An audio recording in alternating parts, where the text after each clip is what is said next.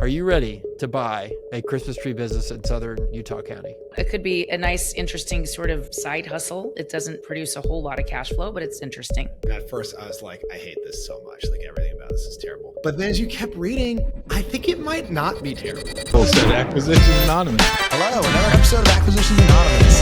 We don't have 100% beard anymore. Welcome to Acquisitions Anonymous, the internet's #1 podcast. Today about a Christmas tree lot for sale. So I'm your co-host, Michael Gridley. Myself, Bill, and Heather had a great time talking through a Christmas tree lot for sale in Utah. And if not any of those things scare you, you should definitely listen to this deal. There was a lot we liked and a couple things that I totally hated. So what's new, me hating a deal? Anyway, here it is. I hope you enjoyed as much as we did. And let's go. Hey everybody, if you've listened to the show, you've probably heard us talk about franchises. While franchises can be a great path to business ownership for the right person, there's a lot of pitfalls, and it's important to be really careful, as there are certainly good franchises to be in and bad franchises that you don't want to be in. Connor Gross is a friend of the pod and a resident expert on franchises, and Connor not only owns and operates his portfolio of multiple franchises, but he's also a franchise consultant and helps others work through, picking the right franchise for them. So as he's sponsoring today's episode, everyone should totally click in the show notes below to join Connor's newsletter and attend one of his Gateway to Franchise Ownership workshops. If you're ready to move and move quickly, schedule a call with Connor and his team today. All right, who's ready to record a Christmas episode? Merry pre-Christmas. This episode's coming out after Thanksgiving, so it is Christmas. Let's do it. Well, it's the thing you don't think about, when people release Mariah Carey or those Christmas extravaganzas that are those big shows that they have on TV. They probably started working on that sometime in May. They recorded it in September, and it's been getting edited for the past 2 months. And so there's some poor suckers who are celebrating Christmas in September, and that includes us today, just like us. Yeah, that movie Red One that all the previews are out for right now. It's the Christmas movie with I don't know, all the famous people in it. But I picture them in March or April recording this, it's not at all, dressed as Santa Claus, the whole thing in April. Yeah. But they are, that's what you got to do. Indeed. Well, I brought, since it's the week before Thanksgiving, I brought a Christmas deal because that will show up when we edit this and it comes out a month from now. Do you guys want to talk about this? Let's do it. Yeah. Merry Christmas. Merry Christmas, everybody. Merry Christmas. Happy holidays, etc. Okay, so this is a seasonal Christmas tree business located in Utah County, Utah. And it says it's relocatable. So we'll see if that happens. Okay. Asking price is $65,000 and cash flow is $29,000. So they are charging approximately 2 times cash flow. Gross revenue is $85,000. Inventory is $1,750. EBITDA is not applicable. It was established in 2013, and it has $2,000 worth of furniture, fixtures, and equipment.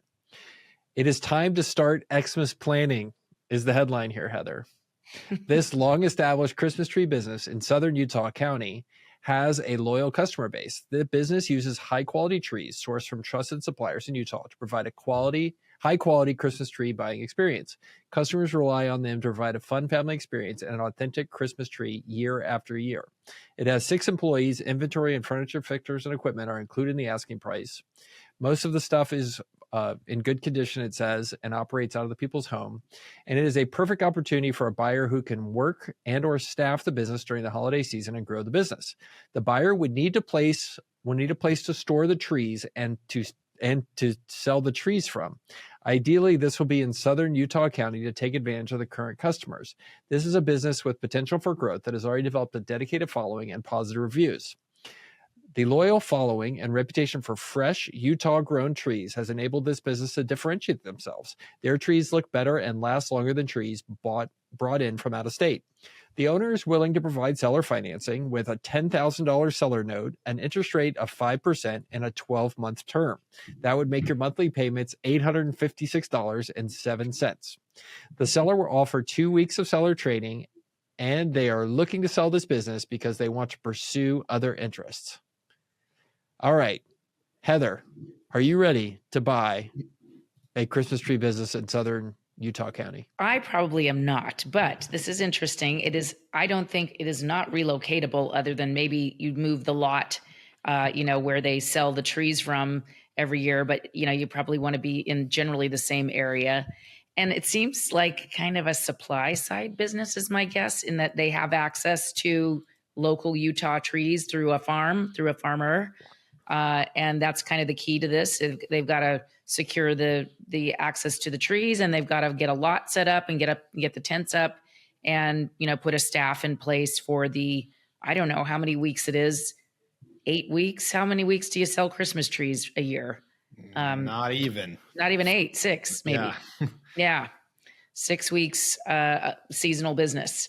So, it could be a nice, interesting sort of side hustle. It doesn't produce a whole lot of cash flow, but it's interesting. For those people that say this podcast only does multi-million-dollar businesses for, institutional capital, here's a business you can own for 60 grand. Okay. This is a small business. So I read that, Michael, you're reading this. And at first I was like, I hate this so much. Like, everything about this is terrible. But then as you kept reading, I think it might not be terrible. Here's why.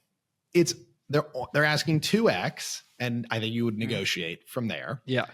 What this probably is somebody who has an in with a Christmas tree farmer or two, right? And has an in on how to get an empty lot on a short-term 2-month lease somewhere nearby, right? In Salt Lake or whatever Utah town this is in.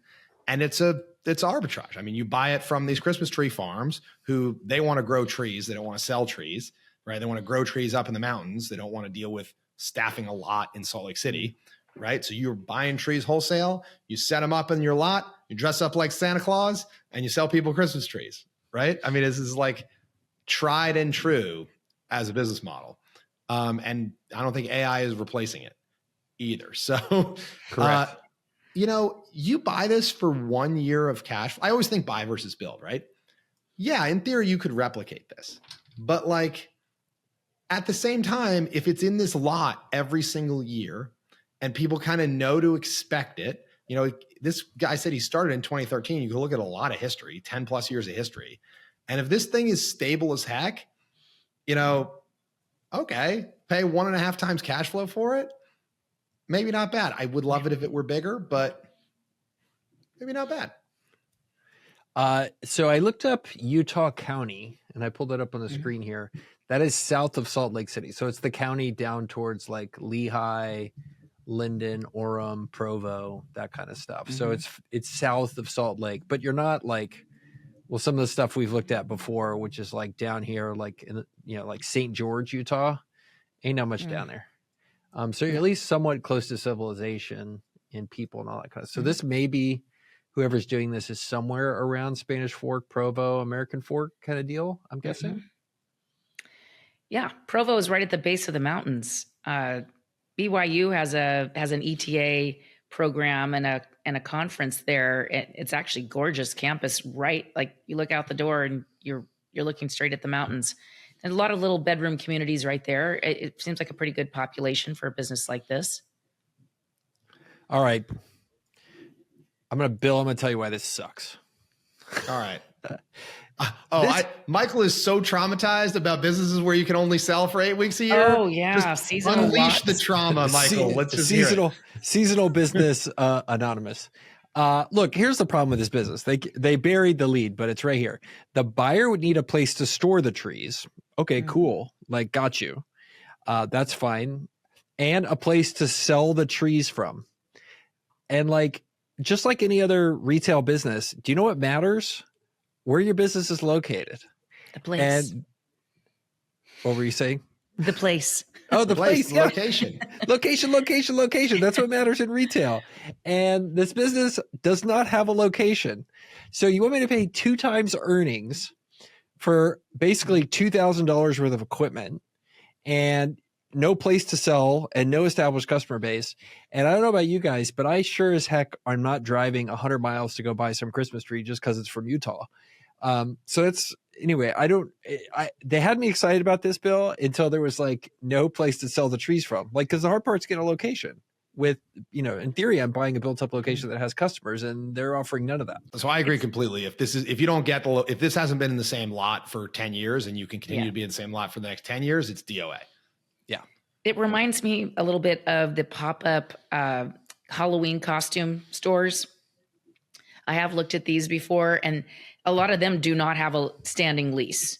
However, they don't need a lot. They just need a retail location. There's plenty of vacant retail these days, and I think it's a little bit easier. But, location matters a lot to them too. And so I do think that's kind of how these businesses operate.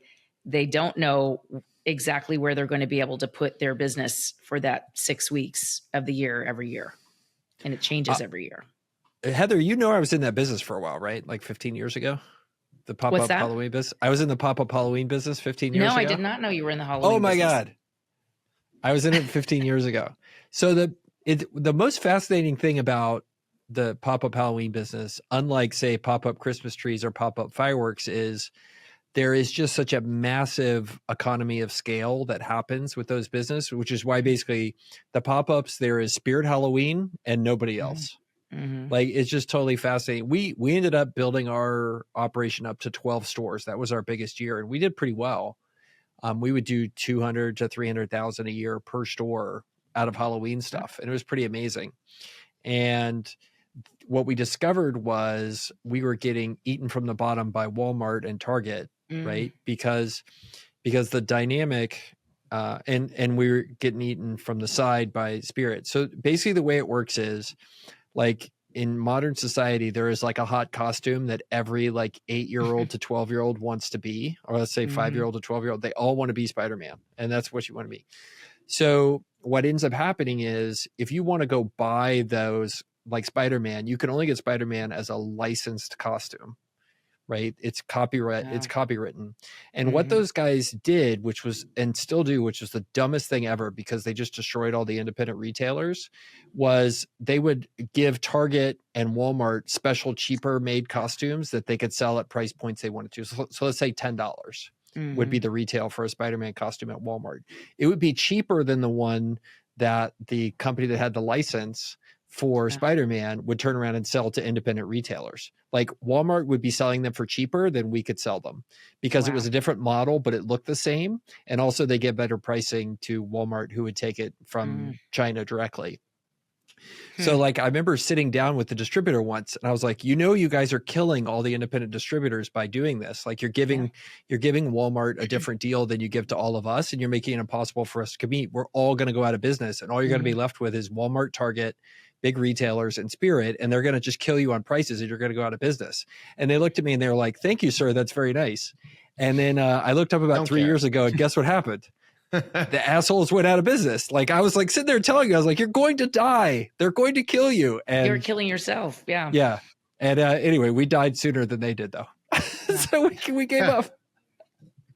I did not know about that. Wow, that is fascinating. But did you always have a lease? Did you always have a location, or did you have to scout one out every year? We tried two different things. We tried putting them in fireworks stores, which sometimes worked, but generally all the fireworks people have discovered not to do that, and most of them don't do it anymore. So we tried that, but then where it really worked was we would go do what Spirit does and go lease unused space, and it's surprisingly easy to do. That was not the problem with the business. The problem was on the supply side, not on the location side. I kind of feel like the Christmas tree business, though, is better than the Halloween business. Oh, yeah. In that you don't need nearly the variety, like the SKU count. You have one SKU. It's a tree, right? And you can probably, like, because this is local Utah, you can probably get them semi just in time from the tree farm, right? You could probably even negotiate, like, whatever we're left with at the end of the season, you eat, we give it back to you or something. So, like, you don't have this massive working capital risk, like you have in Halloween. You don't have this massive kind of like complexity, style, fashion, fad risk like you have in Halloween. It's pretty much just in time. You just double the price and you sell as many as you can, but it comes back to location. You got to be in the right spot where your consumers know it's going to be. And it also comes back down to staffing, right? Because, like, I don't think you want to be wearing a Santa hat, slinging Christmas trees for 6 weeks a year, which is probably functionally a full-time job, or definitely a nights and weekends job, because that's when people want to buy Christmas trees. and prevents you from doing anything else. Hey, Michael here. I want to let you know that I'm hosting a conference, first time I've ever done it, and it's called Holdco Conference 2025. If you want to learn how to manage multiple businesses at once, how to incubate new companies, or how other Holdco owners and operators run their fleet of companies, then you should come to Utah next spring. We've got a ton of great speakers, including Walker Deibel, who wrote Buy Then Build and founded Acquisition Lab. Plus, we're hosting it at an all-inclusive mountain resort so you can hit the slopes at the end of the day. So please go to holdcoconference.com for your tickets and get 10% off with your discount AAPod. That's holdcoconference.com and use code AAPod for 10% off. Now, back to the show.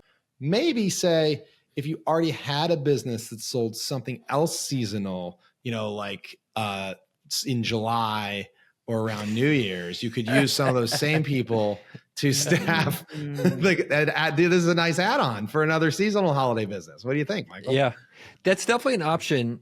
One of the challenges there is people tend not to want to do this type of stuff around the New Year's holiday and the Christmas holiday for two reasons. One is the more obvious one. They want to hang out with their family and stuff like that, which is very different than, say 4th of July, where they're like, oh yeah, I got nothing to do 4th of July. I'll go grill out in a camper next to a stand or a tent full of explosives. But the actual bigger problem with getting people around this time is the weather. And so if you have a tent set up like this where you're selling fireworks trees or selling trees outside of Orem, Utah, do you know how cold it is in the winter in Utah? It is not pleasant. So you're freezing your butt off. And I have some stories about sleeping next to a fireworks stand for New Year's Eve when I was a kid, and it would be like 30 degrees. It's not that nice. It's not good. It's an interesting thing about the fireworks business, Bill, that people have tried to come up with seasonal stuff like over and over again to sell besides fireworks, and we all end up just selling fireworks.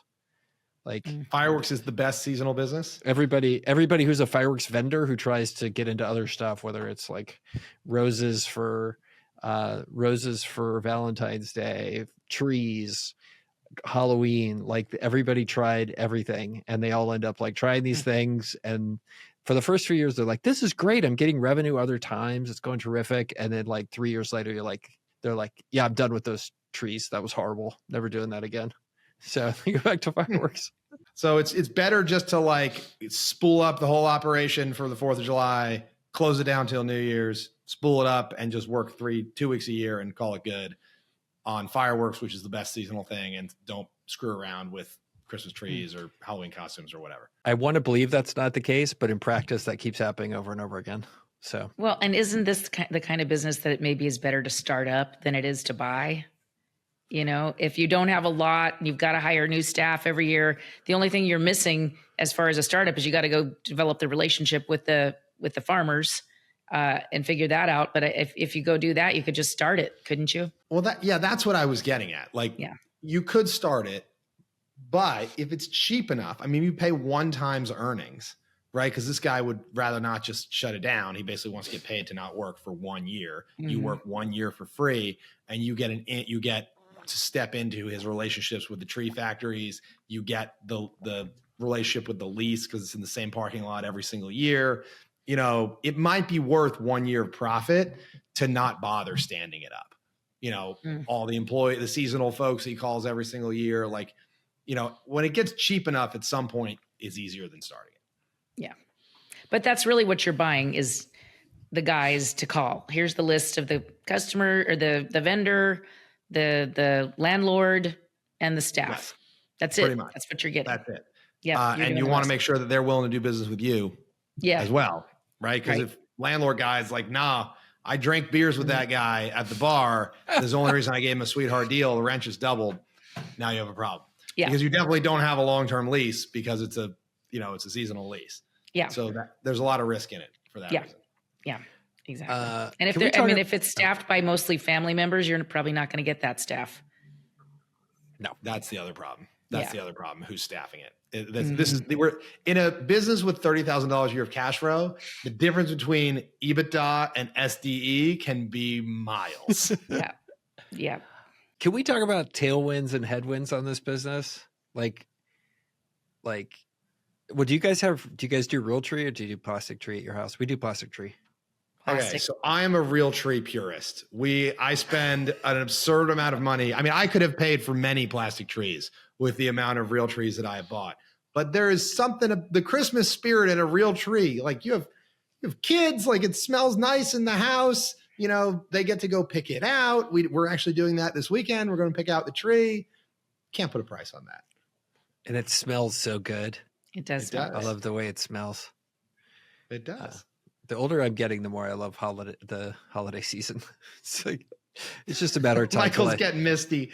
It's just a matter of time till I move to Fort Myers, Florida, and sit in a condo on the beach, look at my tree. You're already wearing a festive red shirt, and it's not even Thanksgiving yet. I know. Heather, are you a real tree purist, or are you part of the plastic tree army? I have a plastic tree. I'm sorry to admit. I started it when the kids were younger. And for me, Christmas has always been a stressful time of year because I'm in the loan business and we're always super busy around Christmas with work. So I never could really, like, anything extra to have to do around Christmas actually just felt stressful. Now I should probably switch back to a real tree. I could handle it again now. But I feel like I have to use the plastic tree because I have it. Even though I don't have to use it, I feel like I have to. All right, can we switch to something else? Oh, the tailwinds and headwinds. Let's finish talking about that.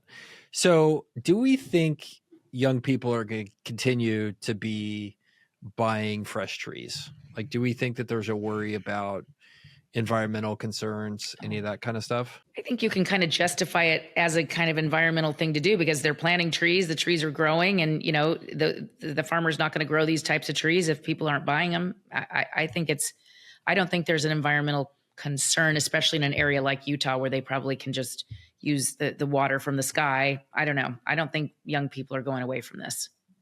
So I just ChatGPT this while we were looking, and actually, weirdly, it searched the web and cited its sources, which is new. Every time I open ChatGPT, it does more shit. So this says, yes, artificial trees are becoming increasingly popular. In 1992, about 46% of U.S. households displaying Christmas trees used an artificial tree. By 2004, this figure had risen to 58% artificial trees. And in a 2018 survey indicated that approximately 75% of Americans who have a Christmas tree now opt for an artificial one. That seems like a massive jump to me. Ooh. I did not realize bah humbug was taking over America. Yeah. So right, it is dying. It is sort of it is shrinking. Yes. Demand is shrinking for sure. Interesting. Bill is such a throwback. It's your purest nature. Romantic. All right, let's talk about the other piece of thing in here that's just a total piece of BS, which I don't buy at all. All right, it says this business uses high quality trees sourced from trusted suppliers in Utah to provide a high quality Christmas tree buying experience. And they make you think that this is like a competitive advantage.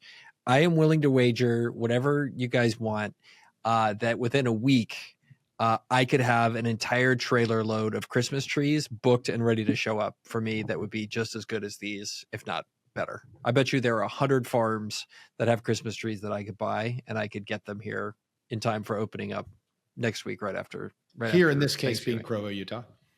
Yeah, Provo, Utah. I mean, it's just a truck ride. I mean, all the Texas trees come from Oregon. They all get chopped down there, and they drive them down here. So yeah, I know a little bit about this, actually, living in North Carolina, which North Carolina produces some incredibly outsized portion of America's Christmas trees. Right. We have a huge number of Christmas trees in North Carolina. And so like anything that is big, heavy, and bulky, freight is a major part of your cost structure in a Christmas tree, right? So we have cheaper real Christmas trees here in the Carolinas than maybe you do, Michael, say in Texas, because Christmas trees grow in kind of cold mountain climates, right? Yeah. Evergreen trees. So it might be a little harder than you think to, or probably easier than you think, because there's probably a whole bunch of trees right there in Provo, and it's just a matter of calling somebody and buying some. But you probably can't necessarily parachute them into San Antonio, Texas, as easily because of all the freight. Yeah, ours I haven't bought a real tree in a while, but usually I would go and do the Girdley business nerd thing and start asking the people their gross margins and stuff and where they get their trees from, because that's what you do when you go to somebody's random business and try to buy a $200 tree. Yep. But they had told me they were sourcing them, the pines and whatever, they were sourcing them from Oregon. They would come down. I think, to your point, Bill, like, I think people don't really understand how special the southeast of the United States is for lumber production and how much lumber we produce. Like, people do not understand how perfect the southeast is for growing trees and producing lumber and all that kind of stuff. Like, I've done some research into it. It's insane in terms of how quickly we can grow lumber there. People think it's from the Pacific Northwest. It absolutely is not. It's coming out of Georgia, Florida, South Carolina, all that kind of stuff. Georgia Pacific, one of the largest tree and paper product companies in the world. It's named Georgia Pacific for a reason. But yeah, we have beautiful Christmas trees here in the Southeast. All right. Any more discussion about this? Otherwise, I'm ready to deliver a verdict if it's not already a surprise. Not a surprise. You're ready to poo-poo on it. I will. So I don't know that I hate this whole category, but I think you got to pick your spot. This one may be less good because it doesn't seem like have a specific location. Here in Charlotte, I will tell you the flip side of this coin. There is this one Christmas tree place that's it takes over the farmer's market. Like, there's a lot in town that is like usually the farmer's market. And then in November, December, it becomes the Christmas tree spot. These people print. I mean, they are running trucks like every day from the mountains of North Carolina. And like, you can't get a parking spot. I mean, it is unbelievable the volume of trees they move through this lot, which is probably, I don't know, 5 to 10,000 square foot lot. And it's gravel. Like, there's no infrastructure. They're just trucking them in. They stand them up. It sits there for an hour before it's gone. And I bet that is a great business. All right. I will one up you now. And I will tell you the greatest Christmas business I've ever seen. Let's see it. It is this place. Okay. You know where Texas A&M is located? I'm looking at Heather somewhere. Heather, do you know? In Texas. Okay. Heather, do you know where Texas is? It's like far east Riverside. Yes. Okay. You just keep going to Riverside in the middle down south. Yes. It's where the cows are and the oil comes from. Okay. Right. So there's the triangle of Dallas, Houston, San Antonio, right? And then Austin's on one of the edges. There's this kind of place in the middle west of Houston called College Station where Texas A&M is located. It's our historical kind of, agricultural and mechanical university. Believe it or not, Bill, my grandfather was captain of the 1939 national champion Texas A&M football team. His still holding on to that. His nickname was Pinky. So there you go. Pinky. So I was driving through Bryan a couple years ago down this highway called Highway 6 in College Station. So there's Bryan, College Station, the two towns together, and I see this line of cars that literally, Bill, is like 4 miles long to get into something. Like, it's like pet adoption day at the Natural Dog Code. Like, that's how crazy it was.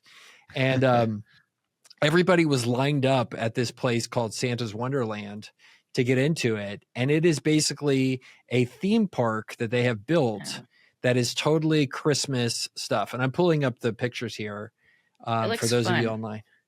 And everything's lit up. Like, they're selling you eggnog. Like, the whole thing is just like crazy. So here's an aerial picture of the thing. And I'll pull up the website here. But they were just like, you do horse and carriage rides, ice skating, and then you could buy a season pass if you want to come back to celebrate the holidays more than once. I'm coming. How long's the drive to College Station, Texas from North Carolina? I'm bringing my kids. I'm all in. So it's far. So to get in is $56 to get into this thing. Yeah. They start right around now. So today they would have opened up yesterday, November 25th, and you get into the Wonderland admission, the dazzling trail of lights, a hayride, snow play, thrilling snow tubing, naughty or nice list enrollment. Heather, perfect for you. Bull rides. Bull rides, the most Texas thing ever. But just crazy. Like, but they must have had several thousand people going through this thing, Bill. I mean, it was just insane. I was sharing no marginal cost either. No, right? Huge fixed cost, no marginal cost. That looks fun. But yeah, I mean, you could see here the picture of the aerial. I have my mouse over it. There must be 300 cars just in the picture we have in a line to get in. Just totally crazy. Yeah. This sounds awesome. I love it. Yeah. Ice skating. So, but yeah, I mean, it's just one of those like dreams you have, right? Like you bring in 3,000 people a night at $50 a person, right? And you're just like printing money, and then you just like shut her all down and is it lock the just gate. just dormant for 11 months a year? Like it's a permanent installation. There's just nothing there. Yeah. Oh, that's interesting. I feel like they should sell some fireworks out of there for the rest of the year or something. There's actually a fireworks store down the street. So I can tell you where it is. Yeah. So here's the park map. It's like basically like Epcot for Christmas. Yeah, that's cute. I'm into it. This is great. Yeah. Yeah. And they have all the stuff here. I feel like the fairgrounds should do that. You know, like the local county fairgrounds. Yeah. That would be a business right there. Yeah. But unlike a Disney or something like that, where you're spreading out your guests throughout the year, like you're just like cramming them all in at once. And these guys are probably taking home $2 or $3 million a year, like just in net profit. Because the thing just, there's no marginal cost. Like everything's profit coming through. I mean, all you got to worry about is your ice skating rink melting in the Texas heat. Just crazy. Just totally crazy. All right. Sorry. I get really excited about this. At some point, if anybody has any inside information on Santa's Wonderland, you got to send us stuff. But yeah, I mean, the line of cars literally was 4 miles long. At some point, I'll try to pull out the video and send it to you guys. That part doesn't sound fun. I'm anti-crowd. Oh, I thought you would be anti-customers. That doesn't sound very No, nice. I'm sorry. I'm just I'm sorry. I'm thinking of I'm being a guest here, not an owner. Sorry. Okay. Well, what do you guys think about this Christmas tree deal? Oh, hold on. I found the picture of my grandfather.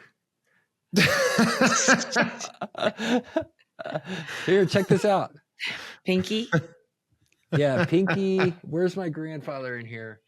Yeah, I was at a restaurant in College Station and I saw this. So his name is George Williams. And this was over by the bathroom. And I got to figure out where he is in one of these things. He's such a handsome man. All these guys look the same. Yeah, they do. I don't know how you identical clones. Man. All right. I'll figure out which one he is. But yeah, there's a George Williams. That's my grandfather. But yeah, so they nicely at the restaurant in College Station put this by the bathroom. So yeah, my grandfather's somewhere in this photo. But yeah, go ahead. So thumbs up, thumbs down on Christmas tree deal. Oh, here's the Christmas tree thing. Bah humbug. Heather's a thumbs down. Yeah, I'm a Grinch. I'd rather start it than buy it.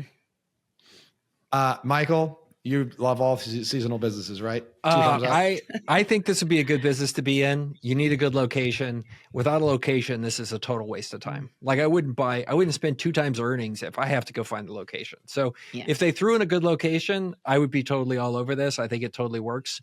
But otherwise, like, don't waste my time unless you're going to help me do the hardest part, which is getting a good location. Yeah. I actually do like the category. This one is a little tough. It's a little small. I mean, like one full-time employee wipes out your entire year's earnings. But like this type of business, like it's an institution in a town and has $500,000 or $1 million of earnings, I'm very into. So if you are listening to this episode and you know of a business like that for sale, tweet it to us. We would love to chat with you on X about the Christmas tree deal.